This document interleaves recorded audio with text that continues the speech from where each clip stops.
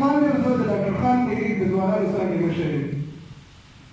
نن چې سهار زه کله د ډاکټر خان تحریک مرکز ته خپل مرکز ته راغلم نو انګریز خان ما ته وایي چې شیروز خانه راشه ته لږ مې اخبار ووایي چې د اخبار کې څه دي.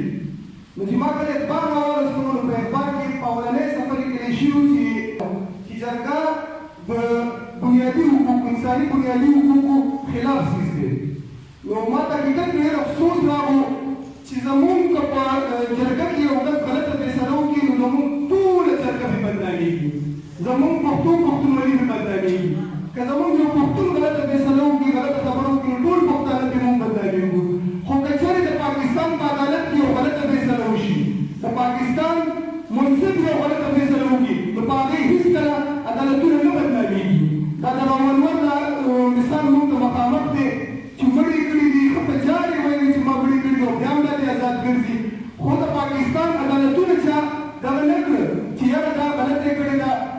خو که زما په جرګه کې څه غلطه فیصله کېږي نو زما جرګه بدنامه ده. ولې چې جرګه زما دود دی. دا موږ دلته په دویم نمبر کې رالیکلي چې د دود دستور قانوني تحفظ. نو حقیقت کې دا داسې ده چې لکه زه له پوزه پرې کوم او ته رانه نتای غواړې. دوی موږ چې حقوق غواړو د پاسه حقوق راکولو په ځای دوی الټه زموږ دود دستور ختموي. الټا زموږ د جرګې زموږ د دود دستور خلاف داسې قانونونه راوړي چې زموږ دغه بېله پېژندلو ختموي. حقیقت خو دا دی چې موږ که ښایسته یو خو په دې خپله بېله پېژندلو ښایسته یو په دې ژبه جامه دود دستور. که چېرې دا ختم شي نو موږ به څه پاتې یو؟ زموږ خو که پاکستان سره تړون شوی دی نو په څه معاهدو شوی دی، په څه وجه شوی دی. او د بله وجه هغه معاهدې اوس په ختمېدو دي. د اسلام په نوم ورسره تړون شوی خو اوس هغه اسلام تش په نوم پاتې دی. د جهان بدکاره بدکرداره خلک دلته راغلل او مشران کړي شول. د عمران خان مثال موږ ته بالکل مقامت دی. زه ښه صفا وایم ښه په ډاګه یې وایم هېڅ یې رانه ده پکار چې هغه په ښکاره موږ ته پته ده چې هغه یو زلهیي دی، یو ثابت شوی زلهیي. خو هغه د اسلامي جمهوریه پاکستان مشر شو او زموږ منصف صاحب په هغې هېڅ هم نه وایي. هغه چېرته ده کړی چې هغه د پښتنو د جرګو خلاف خبرو کوي، د پښتنو په جامې چې دا جامه نه ختمه کړي زموږ دا بېله پېژندلو ختمه کړي. قدرمنو په دې پاکستان کې د پښتنو نه علاوه هم نور قومونه شته دي، پنجابي، سیندي، بلوچي. خو حقیقت دا دی چې پښتون او بلوچ سره چې کوم امتیازي سلوک دلته روان دی هغه د بل یو سره هم نه کېږي.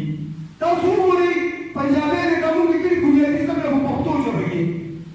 موږ دا پوښتنه کوو پنجابي ته دا اعتراض بالکل نشته ځکه که تعلیم په اردو کې وي که په پنجابي کې وي که په هندو کې وي هغه ته هېڅ اعتراض نشته ځکه چې دا د هغه لهجېږي. که په هندي کې وایي نو دا د هغه خپلې لهجېږي. نو پنجابي ته خو بالکل اعتراض نشته. دود دستور نه خو د هغې نه وکړل چې د هغې څه دود دستور په وسایلو کې د هر پښتون پرته موږ نه غواړو. پنجابي په خپلو وسایلو خو اختیار شته البته د نورو صوبو په وسایلو هم اختیار دی.